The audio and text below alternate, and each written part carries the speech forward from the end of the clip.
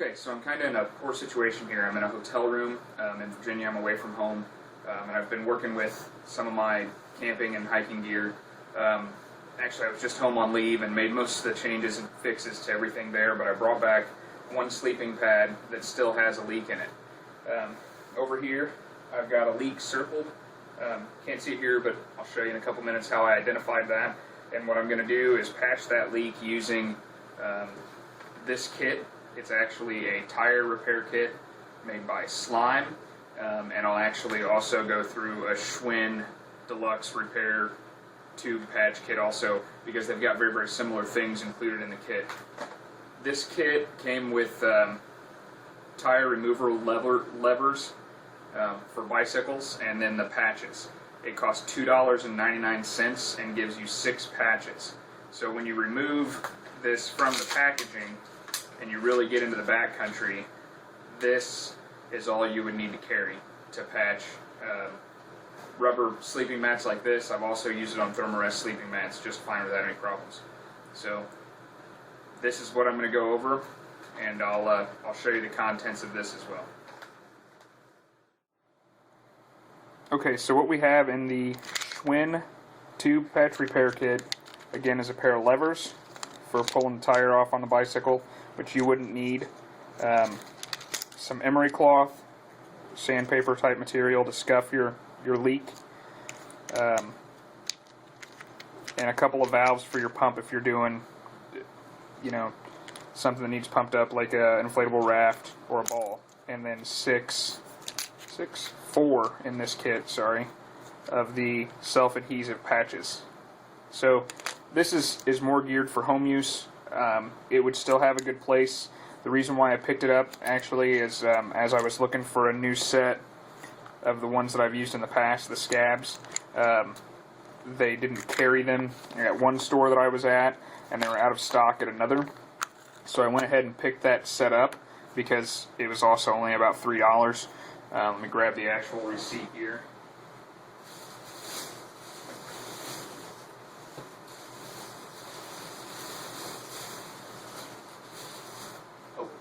That receipt didn't make it into the bag, so it was right around $3 at the store, just a regular, you know, kind of have-all store in the sporting goods section.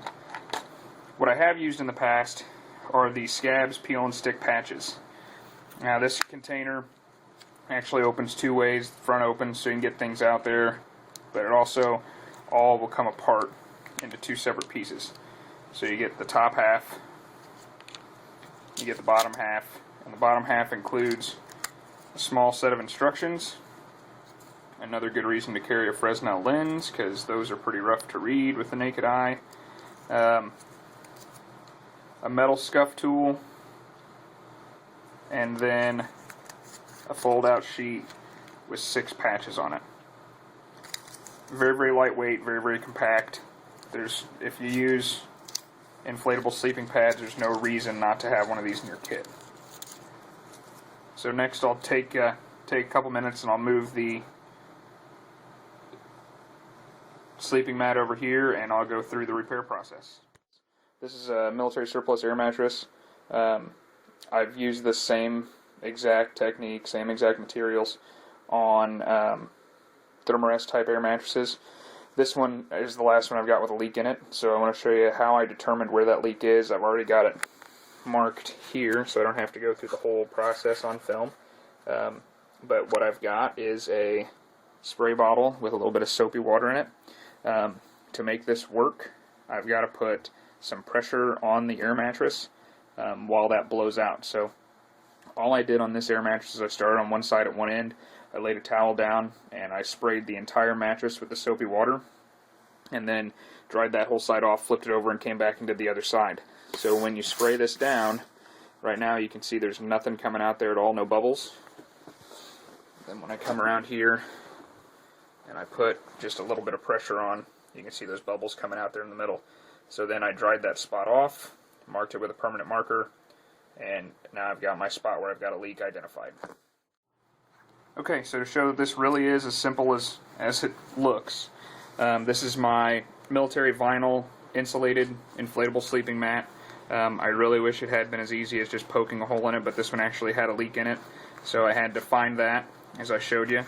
All you're going to do is take the metal scuff kind of file. It's got almost like a small cheese grater edge on this side, and you're just going to scuff very gently the area around the hole. You're not trying to go so deep that you make worse holes. You're just trying to scuff it and clean it and make sure you've got something good to adhere to. You take your patch, peel it right off, place it directly over your hole, and press it firmly in place. Now, I like to take something hard, generally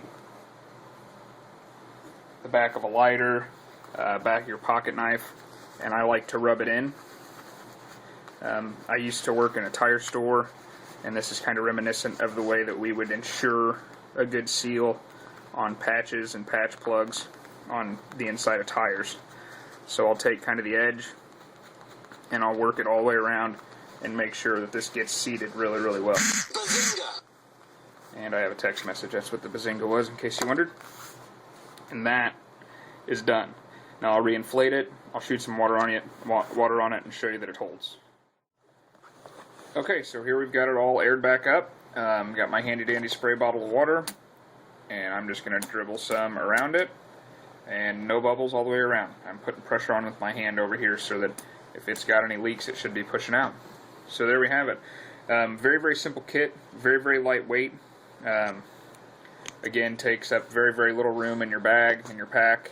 Very, very inexpensive, and if you use any kind of inflatable sleeping mat, I would highly recommend keeping a package of these in your kit.